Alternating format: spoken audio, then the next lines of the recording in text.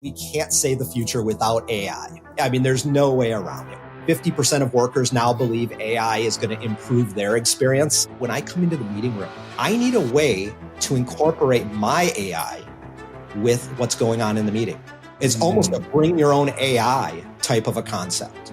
Most of what we do in our day-to-day is going to change significantly. Hear the latest AV trends and predictions in this episode of Crestron's Smarter Spaces podcast on your preferred podcast platform. AV over IP is no longer a future concept. It is here. It is today. Not only is AV over IP evolving, it's also replacing a lot of traditional physical pieces of gear. I am old enough to remember putting in, 16 by 16 and 32 by 32. Good Lord, RGBHV, VGA switchers. You're just saying words. Yeah, I know. You're just saying anything. I know. Did you make some of those up? The dangers of dealing with trunk slammers, the future of AV over IP, and I have a special guest physically with me in studio. All that and more next on AV Week. This is AV Week, episode 717, recorded Friday, May 16th, 2025. Keep it moving. This is AV Week, your weekly wrap-up of the biggest AV news and insights. My name is Tim Albright. I am your host. Here's what's making news across the AV and IT landscape this week. A major international tariff rollback, pro audio acquisition, new privacy features in Teams, Sony expands its Bravia line, and Q-SYS levels up its full-stack AV strategy. Let's get into it. U.S. and China have reached a sort of deal. Officials from both the U.S. and China have confirmed a deal to significantly reduce tariffs on hundreds of products, with final terms expected in the next couple coming weeks. Both sides agreed to reduce tariff levels during a 90-day negotiation window. Now, many IT and AV components, especially displays, panels, semiconductors, and cabling materials, could see relief. The U.S. reduced tariffs from 145% to 30%, while China lowered their level to 10%, down from 125%. For integrators and manufacturers alike, this could reduce cost on critical hardware and potentially stabilize supply chain delays that we've been dealing with, quite frankly, for the last 5 or 6 years. Keep an eye on procurement timelines this summer, honestly, because it could be an ideal window to reprice or rebid certain projects. Rode has purchased Lectrosonics. Rode Microphones founder Peter Friedman has acquired U.S.-based wireless audio giant Lectrosonics. The acquisition was personally funded and comes with assurances that Lectrosonics' brand and identity, as well as engineering focus, will remain intact.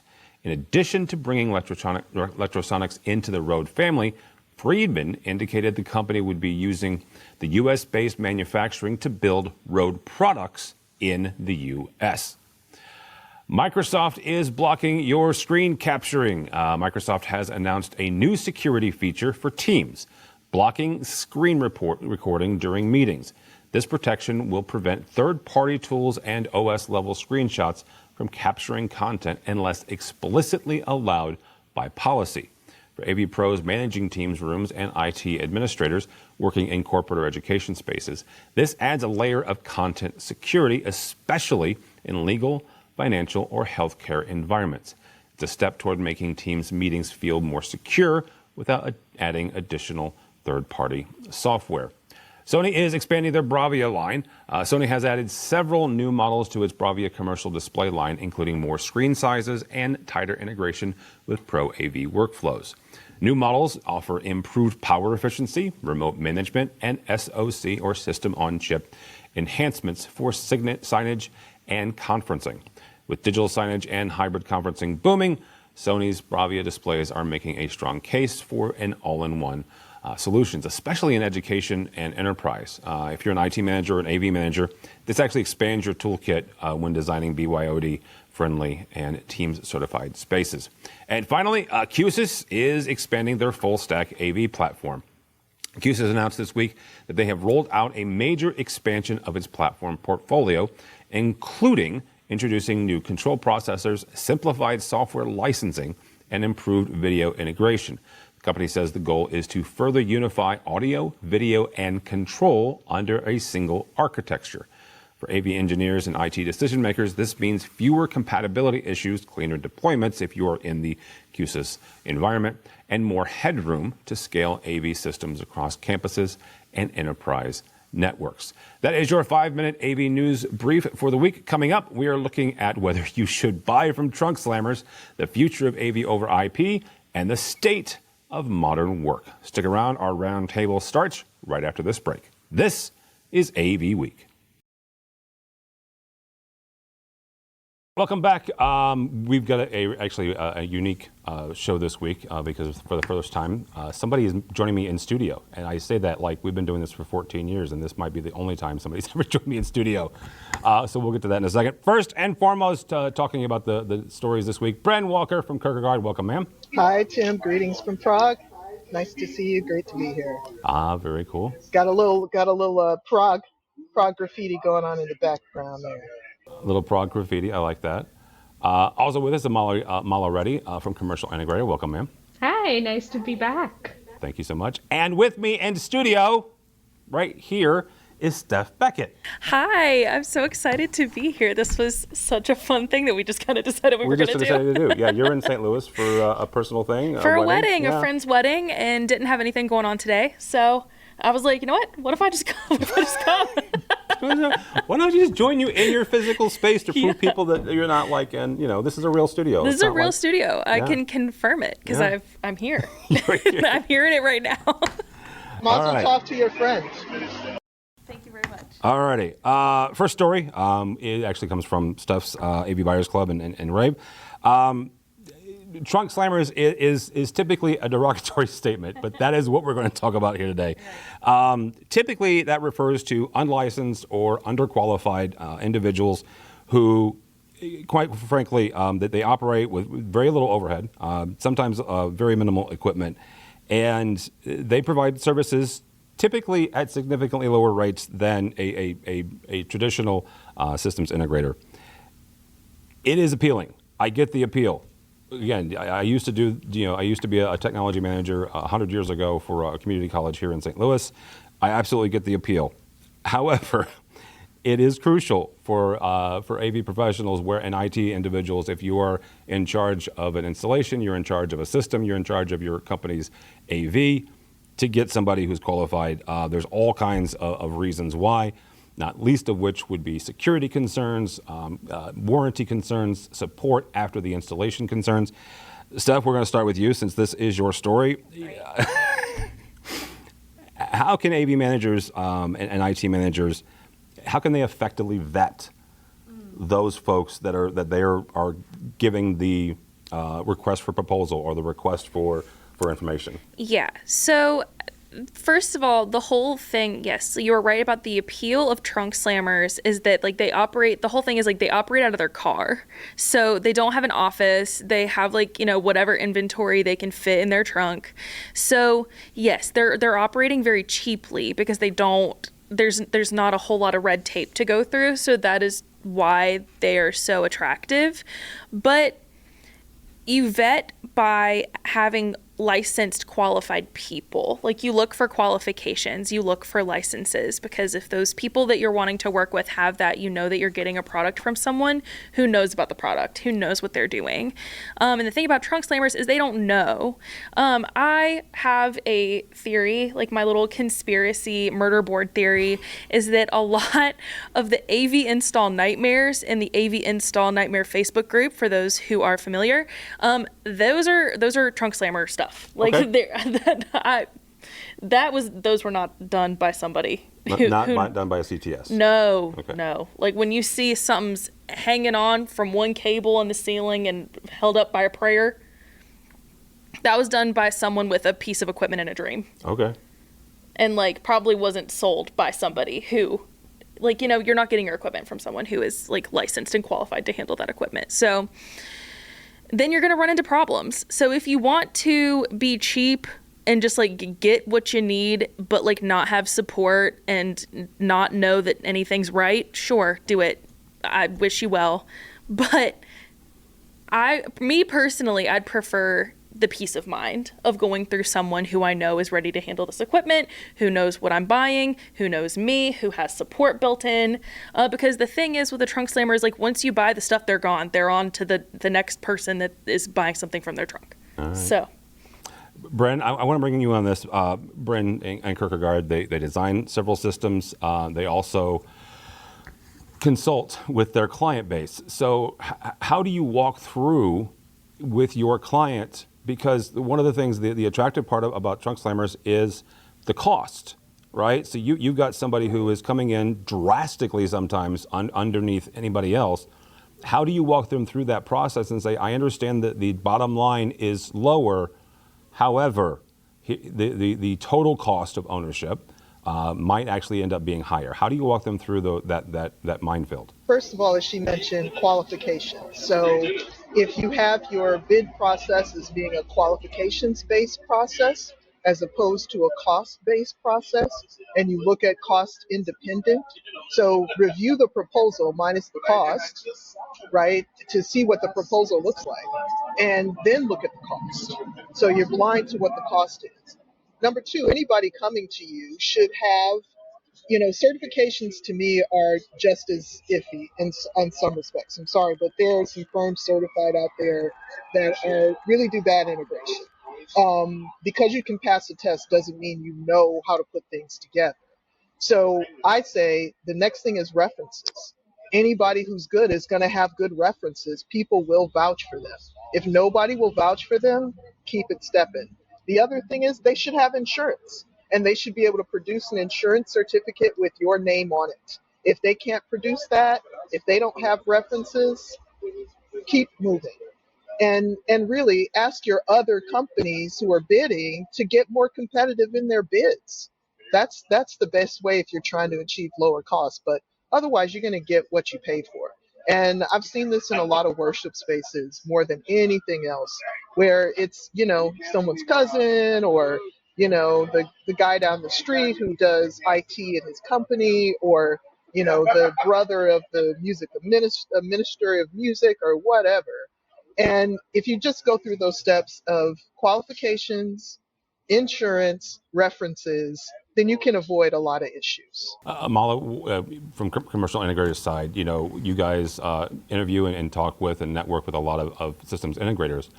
When they look at some of the things that they go to market with, whether that's an RFP or their marketing material, some of it is certainly certifications, but also some of it is the authorized dealership part of that, and that is one of the areas.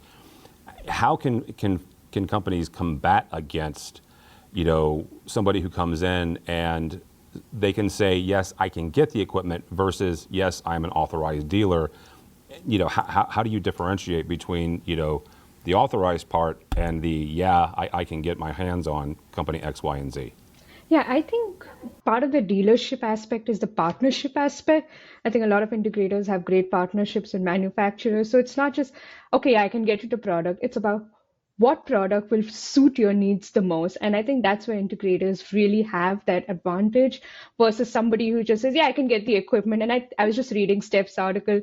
They get the equipment from Amazon very easily. But is that the right equipment needed for that very project? And I think that's where the integrators have a bigger use case, where they provide through the dealerships or their own partnerships, they provide the services and the products and the integration too. So also just touching upon the cost aspect of it, yes, it might be lower cost, but in the long run, it's not going to be, because it's going to fail at some point, and then you're going to need somebody with a proper certification, license, whatever, to come and fix it again. So that will just increase the cost. So I think these trunk slammers might be good for maybe one-off projects, but even then, at the end of the day, you want somebody who knows their stuff to actually do it for you, so you don't have to keep fixing it again and again. And one other thing, Tim, is that I think if you ask them whether or not the gear that they can get is A stock, and if they don't know what that means, then you don't do business with them. That's a good trick. I don't think I knew that one. Okay, A stock. Alrighty. Next story comes to us from Amala and commercial integrator. AV over IP is no longer a future concept. It is here. It is today. Just like the AV and the IT convergence, it's here. The article was written by our friends over at Kramer and AVWeek. He goes into the fact that not only is AV over IP evolving, it's also replacing a lot of traditional physical pieces of gear. Number one is the video matrix, right? And you've got, I am old enough to remember putting in, 16 by 16 and 32 by 32, good Lord, RGBHV, VGA switchers. You're just saying words. Yeah, I know. You're just saying anything. I know. But anyhow, you've got a whole bunch of standards coming out. You've got IPMX, which if you want to know my opinion about IPMX, you can grab me at Infocom, buy me a cup of coffee, and I'll tell you my opinion about IPMX. Not quite ready for prime time. That's the short version of that. But you've also got a whole bunch of stuff going on. Amala, when it comes to the AV and the IT manager and adapting or adopting these protocols, these over IP protocols, how are they managing, quite frankly, the infrastructure? There's two general schools of thought, and there are several more in here. One is a private network, where this just lives on it. One is putting it on the production LAN or the public network. But how are they walking through this and working with their systems integrators to decide which way is the most ideal way to go? Oh, that's a great question. Actually, I wish my coworker Alyssa was here because she did a deep dive on AV over IP, where she interviewed integrators and consultants on how they are actually implementing AV over IP in a bunch of spaces. And she did mention in the deep dive, first of all, I just want to mention AV over IP is just taking over 70.2% of the survey that we conducted. 70.2 have already adopted AV over IP, which is kind of crazy when you think about it. Like you said, Tim, it's not just the future, it's here. When it comes to infrastructure, I remember one of the comments that we got from a respondent was their biggest concern was putting everything on one infrastructure, because they said, what if one switch goes off? That means I have 10 times more faculty being mad at me versus just one room or another room being mad about things going down. So I think that was one of the biggest concerns when you have a big network infrastructure. Before we even get to private and public, it's like, do we want to build everything on one infrastructure, where if one thing goes wrong, the whole thing goes down? For the public and private, I think, again, it comes down to what a lot of integrators are saying. It comes down to the needs. I think in spaces of corporate and enterprise, it makes more sense to have a private infrastructure because of the security and data concerns within the infrastructure that we're using all those AV over IP switches to process all that data. So you have to have security on top of it. Public, I'm trying to remember what we did in our deep dive. Again, Alyssa you should actually check out our deep dive on commercialintegrator.com. We can really get into it. But I think a lot of them were talking more about the security aspect of it, of building it on the private infrastructure. Bren, walk me through quite frankly, the advice you would give to a client as they're considering putting in AV over IP, as they're considering migrating to AV over IP.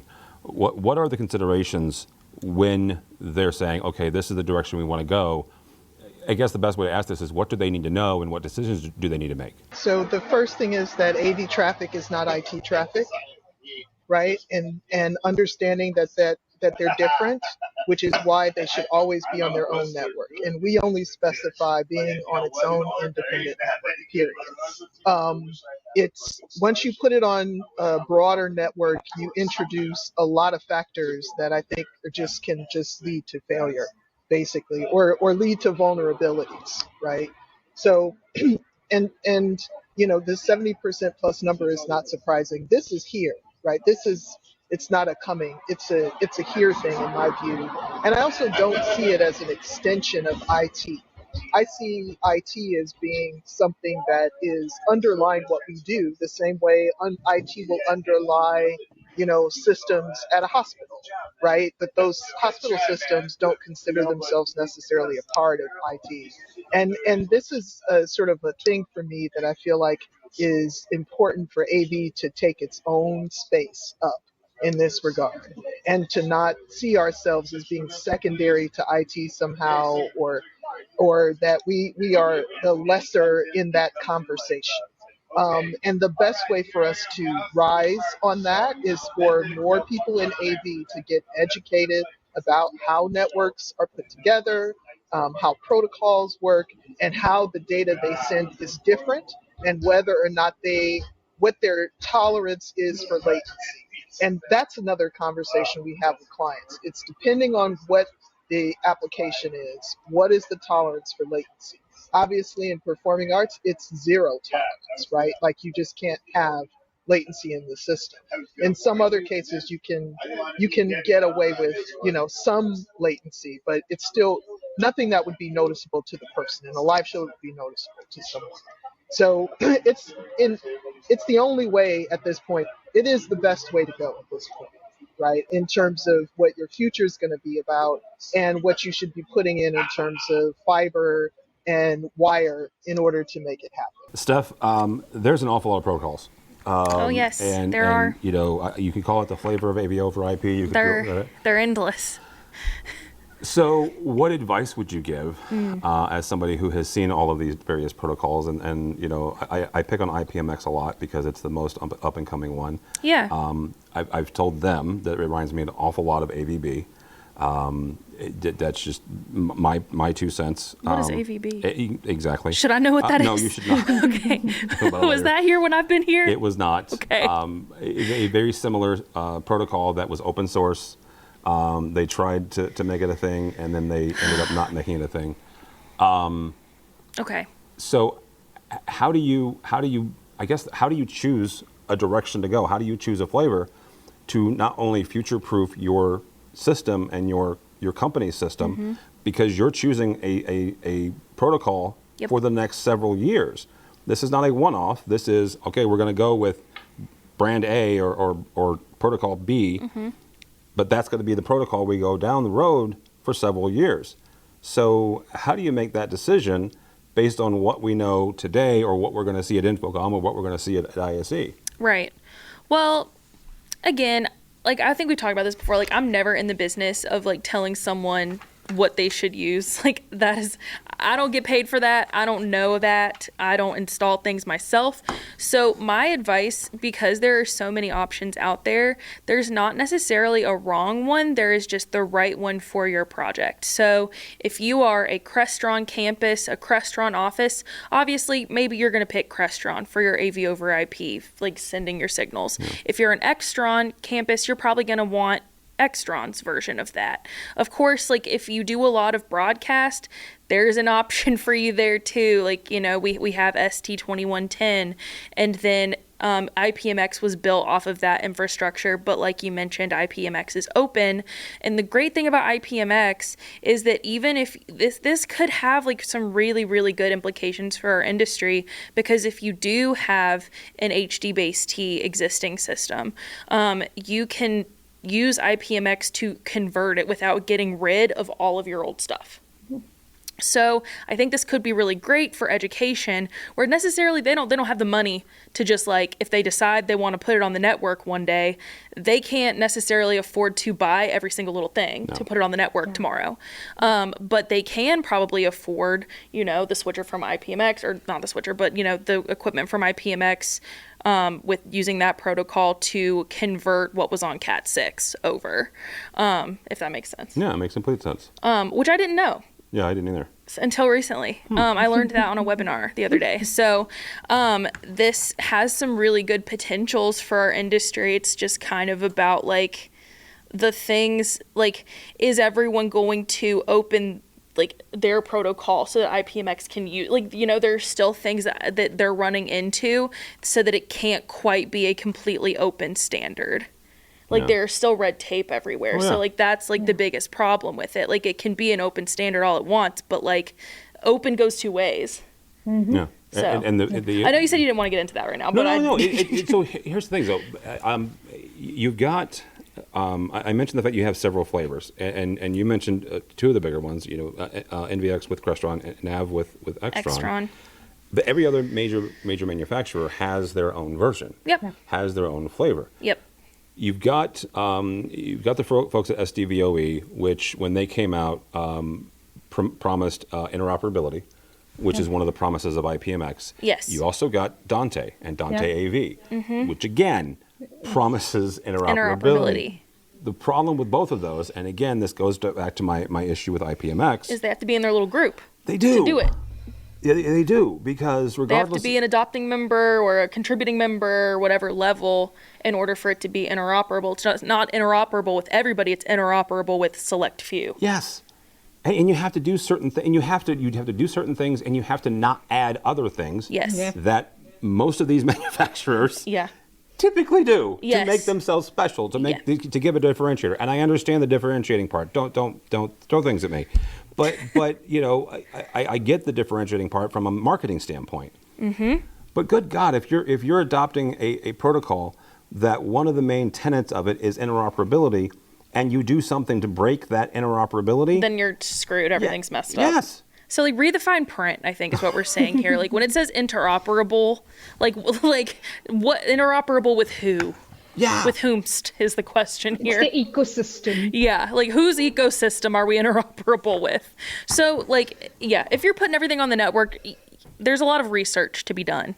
And I cannot, you know, and you probably cannot tell them like which one's going to be the right one, but look at the other things that you're using on your campus, in your corporate office.